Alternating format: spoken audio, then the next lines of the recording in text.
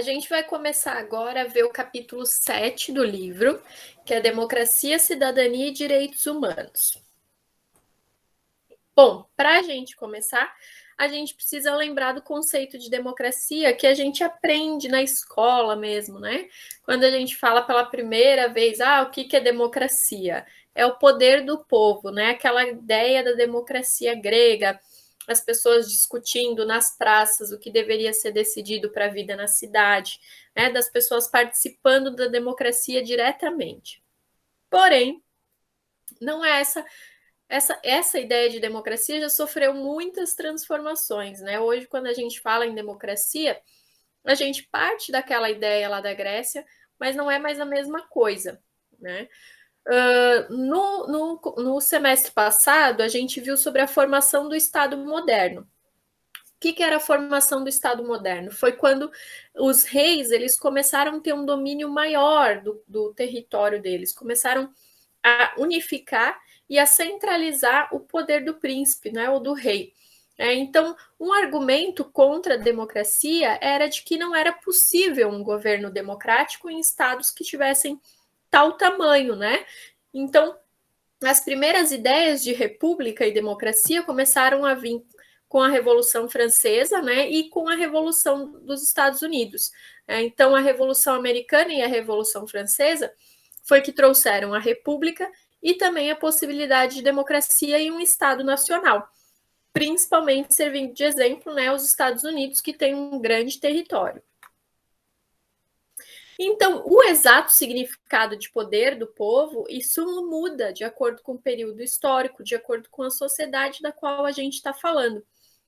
A sociedade capitalista, que foi essa que veio aí com a Revolução Francesa, com o advento do capitalismo e a extinção do feudalismo, ela sempre esteve ligada à ideia de soberania popular, né? Essa era a ideia da Revolução Francesa, que as pessoas tivessem direitos iguais, que as pessoas pudessem participar das esferas políticas, né, das esferas de decisão.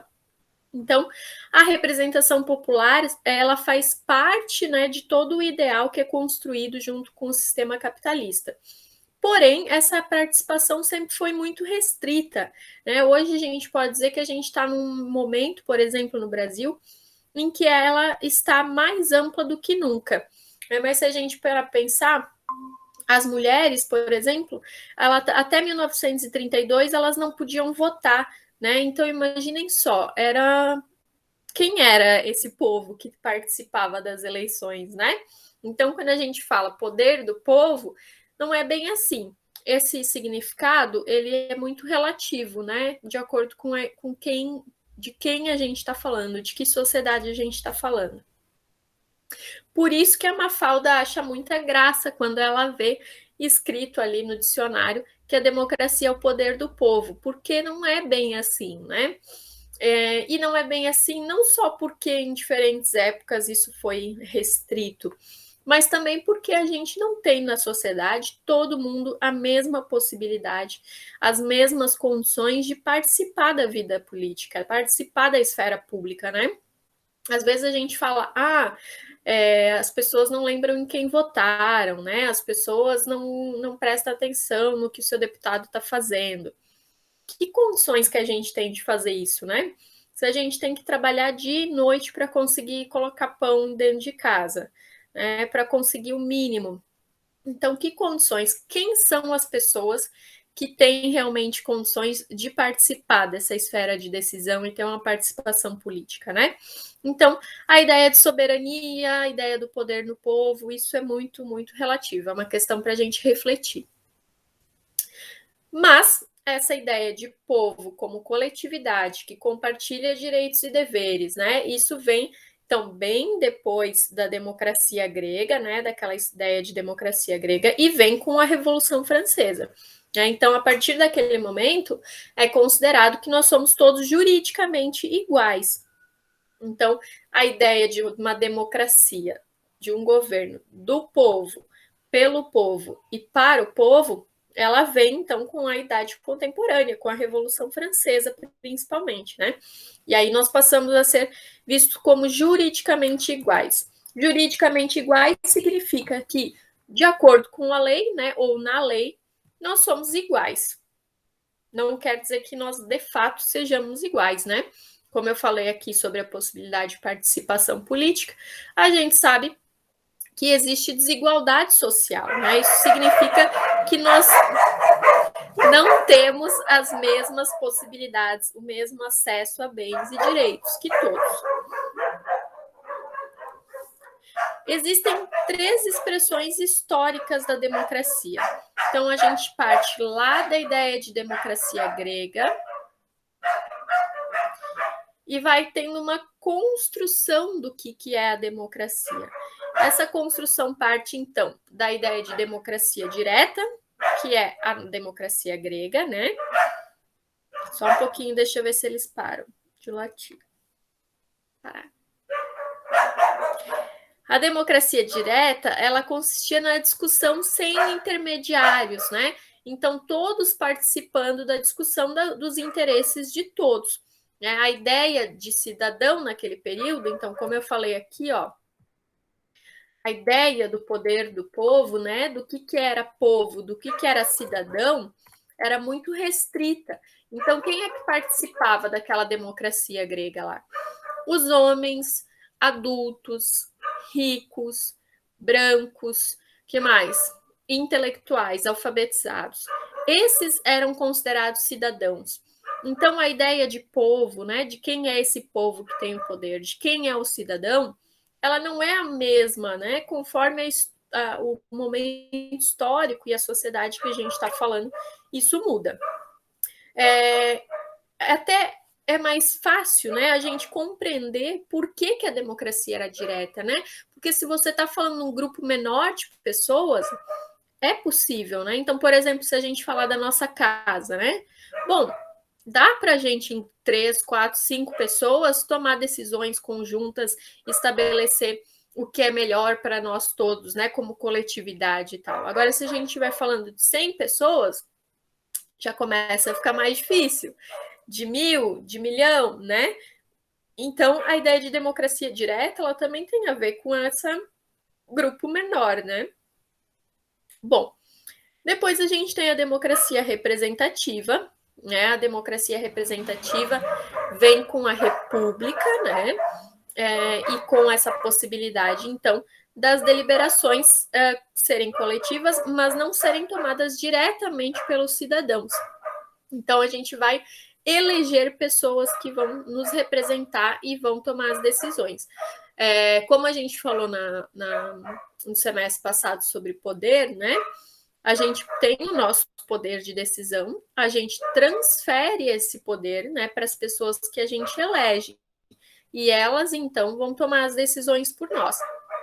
E aqui a gente vê a importância de não se abster, né, ou não votar em branco, porque se eu faço isso, eu estou delegando o meu poder, inclusive para as pessoas que vão votar, na verdade, né? Não vou estar nem delegando para o meu representante, vou estar delegando para as pessoas que votam. E aí eu não posso ser responsável pelas escolhas delas, né? Então, quando a gente abre mão desse poder de decisão, a gente acaba ficando muito mais sujeito às escolhas dos outros do que se a gente estivesse participando do processo eleitoral.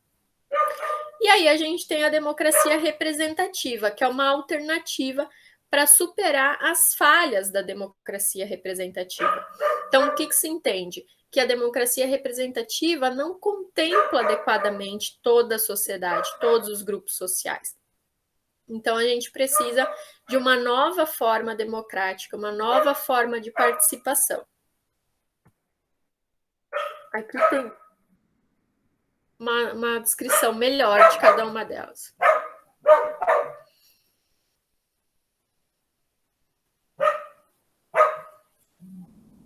Então, na democracia direta, todos os cidadãos intervêm nas decisões políticas, nas decisões públicas, né?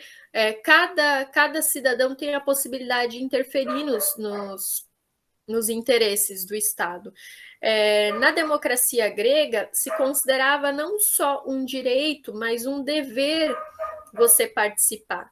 Se chama virtude cívica, a ideia de que você tem uma responsabilidade de que você tem obrigação de participar coletivamente de decisões que vão definir, né, a vida de todas as pessoas. Inclusive, existia penalidades para quem não fizesse isso, sendo, inclusive, às vezes, banido, tá? Depois a gente tem a democracia representativa, então, que se caracteriza pela representação política, né? As deliberações coletivas, elas vão ser tomadas não por nós, né, mas por pessoas que a gente vai eleger para nos representar, que são os prefeitos, presidentes, governadores, vereadores, deputados federais, deputados estaduais e vereadores. A participação é indireta, portanto, né? E a participação é periódica e formal por meio de instituições eleitorais. Então, a gente tem instituições que ficam responsáveis por organizar as eleições e garantir a participação efetiva dos cidadãos. E a gente tem, então, a democracia participativa. A democracia participativa, ela surgiu como forma de superação, né, das falhas da democracia representativa. Por quê? A gente vive uma sociedade desigual, certo? Em que nós temos acesso desiguais aos recursos, aos bens e serviços, né, aos nossos direitos em geral. Consequentemente, quem tem mais acesso, quem consegue mais acesso aos recursos e usufruir adequadamente de seus direitos, está em uma posição melhor, né? E tem tendência a seguir nessa posição, né? A seguir bem. Então, quem está bem tende a ficar bem para melhor, né? E o que isso significa, então, para quem questiona a democracia representativa? Que a gente vive em uma sociedade que não tem possibilidade de realmente a maioria dos cidadãos participarem. Porque a gente elege representantes. Esses representantes, eles já são pessoas que estão de alguma forma melhor colocadas, que tiveram melhores oportunidades, maior chance de participar de uma eleição e serem eleitos. E esses representantes representam, então, classes sociais que não são a da maioria da população, não representam os interesses da maioria da população. Não sei se vocês já ouviram falar por aí, mas é aquela ideia de que se a pessoa que tomasse as decisões por nós usasse o transporte coletivo, muita coisa seria diferente, né? Então, muitas das decisões que essas pessoas tomam, elas não têm ideia de como é a nossa vida, né? Como é a vida do cidadão comum.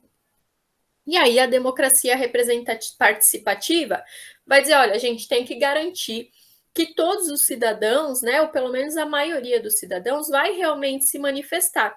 A gente não tem como ter uma democracia direta, mas a gente tem que ampliar a possibilidade de participação social. A gente tem que criar mecanismos para que as pessoas possam participar e se manifestar nos assuntos públicos. Então, baseia-se no quê? Na articulação de diferentes grupos, né, que vão formar redes, né, como os movimentos sociais, associações, ONGs, né, que vão participar de audiências públicas, que vão participar de referendos, plebiscitos, que vão participar de reuniões que vão orientar as propostas governamentais, as ações governamentais. Então, vai ser um canal, né, para chegar mais perto, para ligar melhor, né, a população em geral com esses representantes. Uma ferramenta desse tipo de democracia, da democracia participativa, é o orçamento participativo. É um programa, né, que foi instituído inicialmente no governo federal e depois aplicado nas cidades, né, que a ideia é que as pessoas da cidade tomem as decisões sobre quais as suas necessidades. Precisa uma linha de ônibus, precisa colocar um poste, precisa asfaltar, precisa fazer uma praça, né? Vão se reunir com as pessoas, os vereadores, o pessoal da prefeitura vai se reunir com as pessoas do bairro, com as pessoas da comunidade, para discutir e votar aquilo que elas acham mais importante para a comunidade naquele momento. E aí o orçamento da cidade vai se voltar para aquela necessidade, né? Então, essa é a ideia de democracia participativa, que tenha realmente uma ligação maior entre a comunidade, os cidadãos comuns e os nossos representantes. Bom, aspectos institucionais da democracia, né? Enquanto instituição democrática, né? O Estado enquanto instituição democrática, ele tem que possibilitar eleições competitivas, livres e limpas para o executivo e o legislativo, tem que ter o direito ao voto, proteção e garantia das liberdades civis e dos direitos políticos. Então, liberdades civis, direito de ir e vir, direito de se expressar, né, de livre pensamento e manifestação, e direito à propriedade privada. Direitos políticos, direito a livre pensamento e expressão, né, direito de manifestação, direito de participar das diferentes esferas de poder e das diferentes relações de poder. Controle efetivo das instituições legais e de segurança e repressão, né? Existem essas instituições do Estado e eles devem cumprir com o seu papel, que não é de reprimir a sua própria população, mas de garantir a segurança, né? Então, se não há um controle, né? Se a população perde o controle das forças de segurança, significa que a gente está numa ditadura, né? Então, as forças de segurança elas devem servir a população e não serem colocadas contra ela. Então, tem que ter um controle dessas instituições. O conceito de democracia, então, assumiu diferentes aspectos, né, diferentes significados ao longo da história. Em algumas sociedades, ele se referiu, né, só à possibilidade de votar e ser votado, mas na sociedade atual ele se aplica a diferentes áreas da vida, né? A vida econômica, social, cultural. Então não é só sobre participação política, mas sobre viver em uma sociedade democrática. Então, a democracia, quando a gente fala de votar e ser votado, a gente está falando principalmente de consenso, né? De formar maioria para eleger uma pessoa. Mas quando a gente fala de democracia na contemporaneidade, a gente está falando também da existência do dissenso, né? Do direito de nós discordarmos, do direito à diferença, né? As diferenças serem respeitadas, a gente ter espaço para discussão de diferentes opiniões, posições, vontades políticas, né? Então, a democracia na contemporaneidade é a possibilidade de viver nas diferenças. Então, considerando todos nós iguais seres políticos, respeitar as nossas diferenças. E então construir cotidianamente novos direitos. Não se tem direitos acabados, prontos, constituídos. Os direitos, eles são uma construção. Como a gente vive em uma sociedade desigual, sempre vai ter alguém com mais direitos e querendo ficar com mais direitos do que os outros, né? Então a população, os cidadãos, eles nunca podem parar de buscar pelos seus direitos. Então há uma vinculação direta entre democracia, cidadania e direitos. Uma sociedade ela vai ser mais democrática à medida que os seus direitos, né, os direitos da população se ampliarem, né, e estiverem melhor distribuídos, né, a maioria, a quantidade maior da população realmente ter acesso a esses direitos.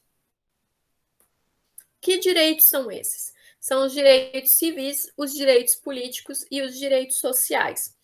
Os direitos civis surgiram lá com a Revolução Francesa, são a garantia das liberdades individuais, então, possibilidade de pensamento e livre expressão, direito de ir e vir, direito à propriedade privada. Direitos políticos, possibilidade de participação nas diversas relações de poder e decisão. Direitos sociais, aqueles que são essenciais para a gente ter uma vida digna, saúde, educação, alimentação, moradia, lazer. Aqui um pouquinho melhor descrito.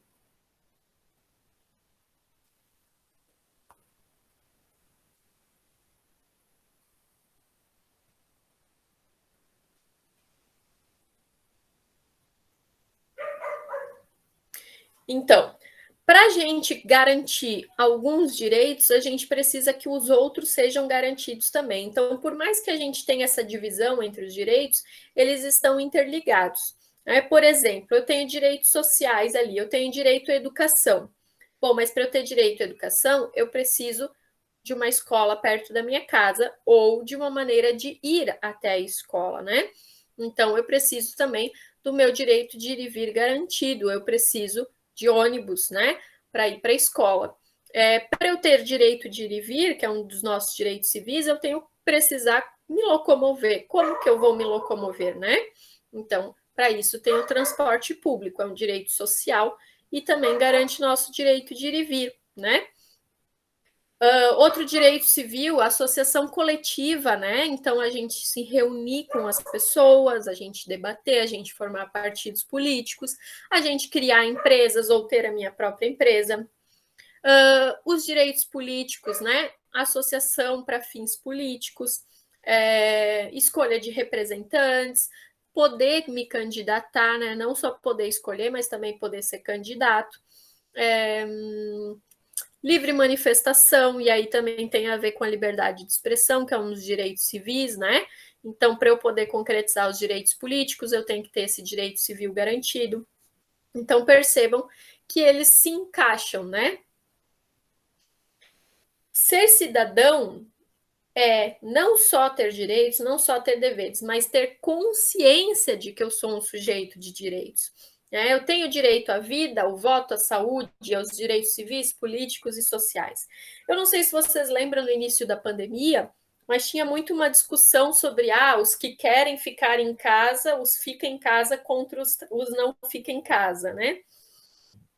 Ficar em casa está relacionado ao direito à vida e ao direito à saúde. Não é um privilégio, não deveria ser, né? É um privilégio, se tornou um privilégio. Mas não deveria, porque está ligado ao direito à vida e ao direito à saúde. Né? Então, o que significa? Que o Estado tem a função de garantir o nosso direito à vida e o nosso direito à saúde. Então, ser cidadão é ter consciência de que eu sou um sujeito de direitos. A ideia de direitos tem em contrapartida os deveres, né? Então, para que eu tenha os meus direitos garantidos, eu também tenho que cumprir os meus deveres, né? Sei lá, se eu roubar, matar alguém, eu vou ter meu direito de ir e vir podado, né? Vou ser preso. Então, para eu ter meus direitos, eu também tenho que cumprir meus deveres. E o Estado tem que garantir os direitos humanos, que são os direitos fundamentais, né? Então, o Estado, e aí vem essa discussão que eu dei de exemplo aí da pandemia, né? O Estado tem que garantir o direito à vida e o direito à saúde. Não era quem era a favor de ficar em casa ou quem era a favor de trabalhar, mas de uma tarefa que o Estado tinha que cumprir, né? Assim como cumpriu em outros lugares do mundo, em que a população foi obrigada a ficar em casa e teve auxílio do governo para poder fazer isso. As empresas tiveram auxílio, os indivíduos tiveram auxílio. Então, o Estado tem essa função de garantir esses nossos direitos, né? De proteger os direitos humanos. Muitas vezes o próprio Estado viola esses direitos, né? E a gente tem uma série de exemplos. A gente tem o nazismo, a gente tem a ditadura militar no Brasil. Não vou falar da questão da pandemia nesse sentido, mas a gente sabe que o Brasil também teria um exemplo aí de violações de direitos durante a pandemia, né? Então, o Estado tem essa função de proteger a nossa vida, né? De garantir os nossos direitos. O conceito de cidadania, portanto, está em permanente construção, né? A gente tem que estar sempre lutando por mais direitos, por mais liberdade, por mais garantias individuais e coletivas. A gente não pode sossegar, a gente não pode dormir em serviço, porque sempre vai ter alguém querendo tirar nossos direitos, querendo ficar numa situação ainda melhor do que já está. Então, essa divisão aqui de direitos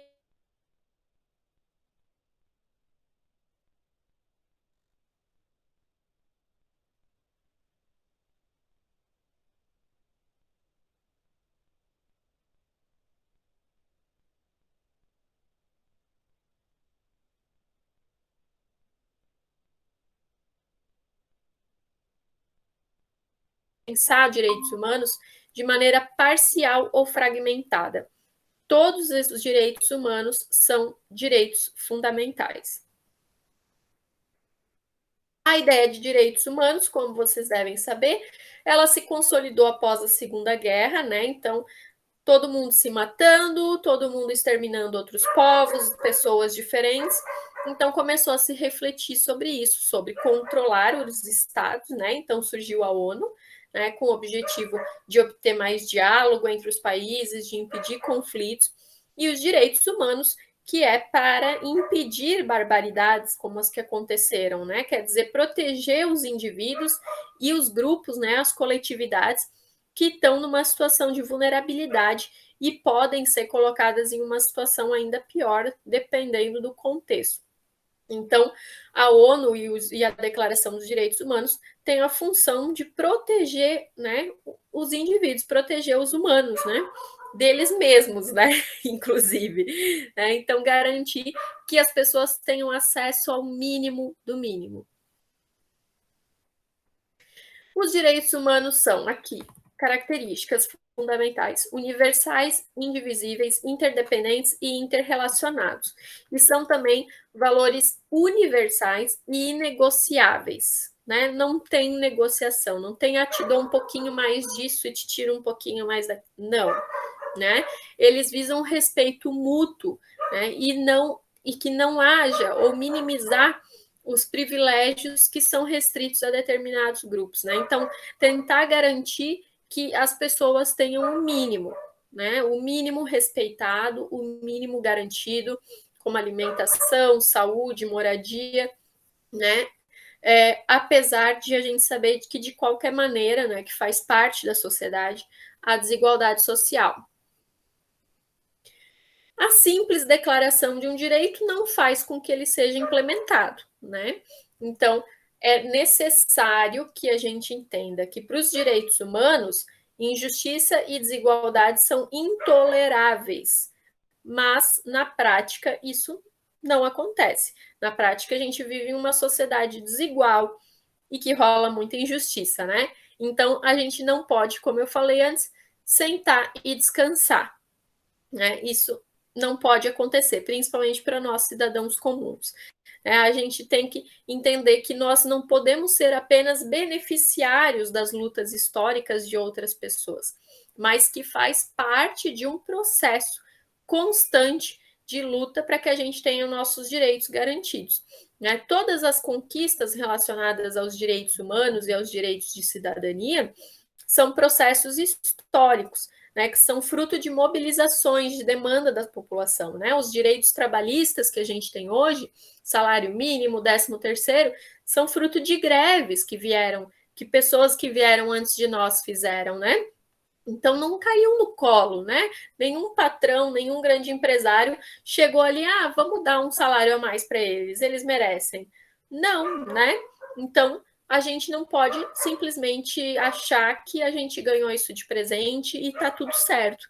Né? A gente tem que lutar para manter esses direitos e para obter mais direitos, né? Para que todos os direitos humanos sejam garantidos e estendidos à grande maioria da população. A desigualdade social faz parte das relações sociais. Não existe uma sociedade que não tenha desigualdade social. Né? No caso da nossa sociedade, ela tem como base a diferença econômica, né, de determinados grupos. Então, a quantidade de dinheiro que você tem te coloca numa posição social melhor e com mais poder. Né? Desigualdade social não é a simples diferença entre as pessoas, né? Todos nós somos diferentes, cada um tem sua característica, gosta de se vestir de um jeito, de outro, mas o fato de que nós não temos acesso igual aos direitos. Né? Isso é o que é a desigualdade social. Então, nós temos uma árvore, ela está cheia de maçãs, né? Supostamente nós temos oportunidades iguais, mas o acesso, né, é diferente. Eu não estou com a mesma possibilidade de pegar essas maçãs do que o menininho ali vestido de vermelho, né? Então tem um acesso desigual às oportunidades. E a igualdade, ela é um princípio fundamental das sociedades democráticas, né? Ela coloca a gente como uma igualdade jurídica. Então, a primeira fase de construção dos direitos humanos, ela tem a preocupação de garantir que as pessoas sejam vistas como iguais, né? Lembrando o que aconteceu na Segunda Guerra, né? Você ser considerado diferente foi motivo de morte, né? Literalmente. Então, a primeira preocupação com os direitos humanos era isso, igualdade, né? Porém, a gente vê que uma coisa é igualdade formal, outra coisa é igualdade na prática. Na prática, a gente tem muita desigualdade social, e por isso que a gente não pode descansar, né?